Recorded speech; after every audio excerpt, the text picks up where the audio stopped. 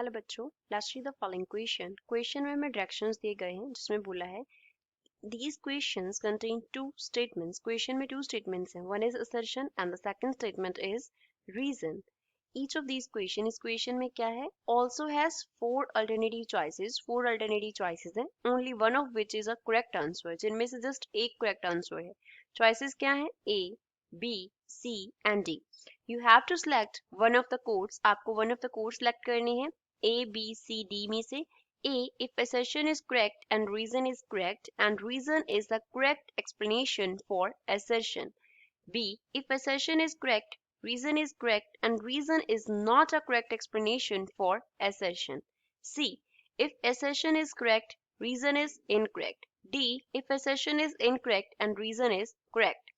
Assertion में बोला है solids are the least compressible and gases are most compressible. Solids least compressible होते हैं, gases most compressible होती हैं. Reason, solids have definite shape and volume, what gases do not have either definite shape or definite volume. Solids का definite shape and volume होता है, but gases का definite shape and volume नहीं होता.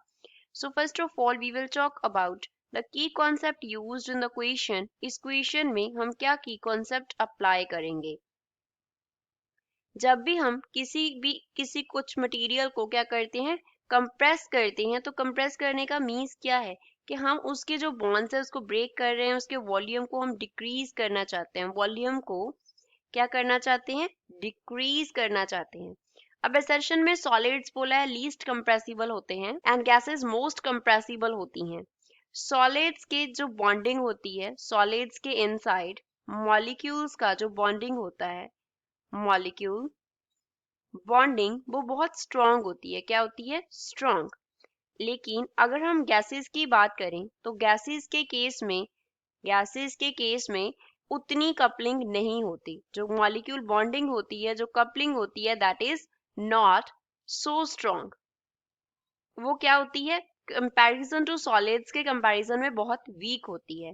तो अगर हम यहाँ पे सपोज सॉलिड का मॉलिक्यूल ले रहे हैं, तो सॉलिड का मॉलिक्यूल कैसे, सपोज ये सॉलिड हो गया. अब यहाँ पे और यहाँ पे टू मॉलिक्यूल्स है, इनके बिटवीन बॉन्ड जो है वो क्या होगा? हार्ड होगा. यहाँ पे बॉन्ड जो होगा that will be a strong bond, वो स्ट्रॉन्ग बॉन्ड होगा. और दूसरी तरफ हम गैसेस ले लेते हैं. गैसेस के ये टू मॉलिक्यूल्स हो गए और इसके लिए ये बॉन्ड हो गया, तो ये बॉन्ड जो है वो क्या है? यहाँ पे वीक है.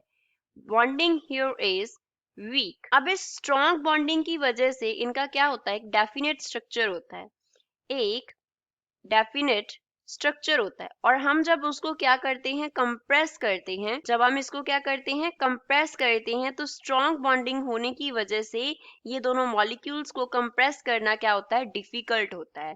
तो यहाँ पे अगर हम कंप्रेस करने की बात करें तो ये क्या होते हैं? Least compressible. Solids are least compressible. अब गैसेस की बात करते हैं. गैसेस की बॉन्डिंग जो है वो वीक है, तो इनका डेफिनेट स्ट्रक्चर नहीं होता. They do not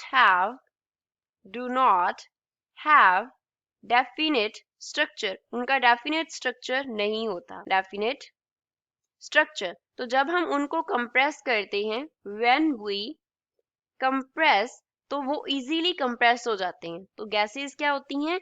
most compressible. Gases most compressible होती हैं. जब हम इसके मॉलिक्यूल्स को कंप्रेस करते हैं तो बॉन्ड्स वीक होने की वजह से वो इजीली कंप्रेस हो जाते हैं. लिक्विड्स इनके बिटवीन लाई करते होते हैं. सॉलिड से उनका जो बॉन्डिंग है वो कम स्ट्रांग होता है, लेकिन गैसेस से मोर स्ट्रांग होता है. लिक्विड इसके बिटवीन आता है. तो सेशन में यही बोला था, सॉलिड्स लीस्ट कंप्रेसिबल होते हैं, गैसेस मोस्ट कंप्रेसिबल होती हैं. That's true. रीजन, सॉलिड का डेफिनेट शेप एंड वॉल्यूम होता है, but gases do not have either definite shape और definite volume. So A is the correct answer for the given question. Assertion correct है, reason correct, and reason is the correct explanation for given assertion. I hope you understood well. Thanks.